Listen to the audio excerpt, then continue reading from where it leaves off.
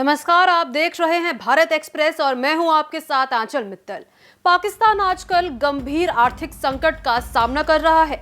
महंगाई की दर आसमान छू रही है, विदेशी मुद्रा भंडार लगातार घट रहा है और देश की अर्थव्यवस्था दिवालिया होने के कगार पर है।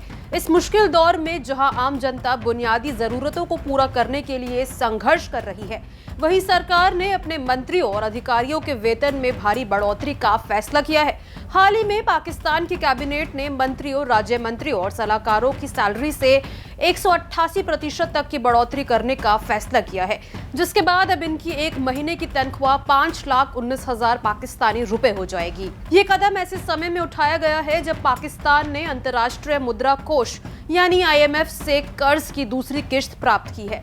पाकिस्तान को IMF से $7 अरब का कर्ज पैकेज मिला था और इसके तहत $1 अरब की दूसरी किश्त जारी की गई है।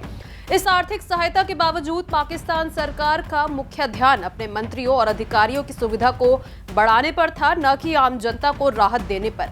सरकार की इस नीति ने ये सवाल खड़ा कर दिया है कि क्या वास्तव में पाकिस्तान का नेतृत्व आम लोगों की भलाई के लिए काम कर रहा है या फिर ये अपनी सत्ता और सुविधाओं को बढ़ाने में व्यस्त है। कैबिनेट द्वारा की गई वेतन वृद्धि पर सवाल उठ रहे हैं, खासकर उस समय जब देश में महंगाई दर ऐतिहासिक ऊंचाई पर है। आटा, दाल, चीनी, दूध जैसी रोजमर्रा की चीजों के दाम आम आदमी की पहुंच से बाहर हो गए हैं। पेट्रोल और बिजली के बढ़े हुए दामों ने तो जनता की हालत और भी खराब कर दी है। ऐसे में मंत्री, राज्य मंत्री और सलाहकारों का वेतन 188% बढ़ाना कई लोगों के लिए समझ से बाहर होता जा रहा है। ये कदम लोगों में गहरा असंतोष पैदा कर रहा है, क्योंकि वो ये महसूस कर रहे हैं कि सरकार की प्राथमिकता के पैमाने पर उनकी समस्याएं कहीं नहीं है। ये पहली बार नहीं है जब पाकिस्तान सरकार ने अपने नेताओं और अधिकारियों के वेतन में बढ़ोतरी की है। 2 महीने पहले ही नेशनल असेंबली की वित्त समिति ने संसद सदस्य और सेनेटर्स के वेतन और भत्तों को संघीय सचिवों के वेतन के बराबर करने का प्रस्ताव पारित किया था। इस प्रस्ताव को सर्वसम्मति से मंजूरी दी गई थी। इससे ये साफ तौर पर जाहिर होता है कि सरकार की प्राथमिकता आम जनता को राहत देने के बजाय अपने नेताओं और अधिकारियों के लाभ बढ़ाने पर है।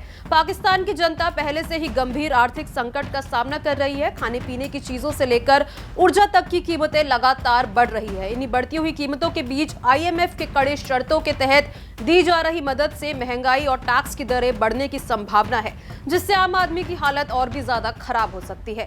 ऐसे में पाकिस्तान सरकार की नीति पर सवाल उठने लगे हैं। क्या ये वेतन वृद्धि IMF की शर्तों का उल्लंघन करने की कोशिश है? क्या ये कदम आर्थिक संकट को और गहरा करने वाला है? पाकिस्तान के वर्तमान नेतृत्व को ये समझने की जरूरत है कि अगर उसे अपने आर्थिक संकट से बाहर निकलना है तो उसे कड़े वित्तीय अनुशासन की आवश्यकता है, न कि नेताओं और मंत्रियों के वेतन में वृद्धि जैसे गैर जरूरी फैसले लेने की। ये स्थिति पाकिस्तान की जनता के लिए एक गंभीर चिंता का विषय बन चुकी है और अगर सरकार ने अपनी नीतियों पर पुनर्विचार नहीं किया तो आने वाले समय में इसका असर देश की राजनीति और अर्थव्यवस्था पर भी पड़ सकता है। पाकिस्तान को आर्थिक स्थिति में सुधार के लिए जमीनी स्तर पर कार्य करना होगा। उसे अपनी नीतियों को जनहित में बनाना होगा और नेताओं के भत्तों और वेतन में वृद्धि की बजाय आम लोगों के लिए राहत के उपायों पर ध्यान देना होगा। अगर पाकिस्तान को एक स्थिर और समृद्ध भविष्य बनाना है तो ये एक अहम समय है कि सरकार अपनी प्राथमिकताओं को फिर से परिभाषित करे और जनता की भलाई के लिए अपना काम करे। इस पर आपकी क्या राय है? कमेंट बॉक्स में जरूर शेयर करिएगा। साथ ही हमारे चैनल यानी कि भारत एक्सप्रेस को जरूर सब्सक्राइब कर दें।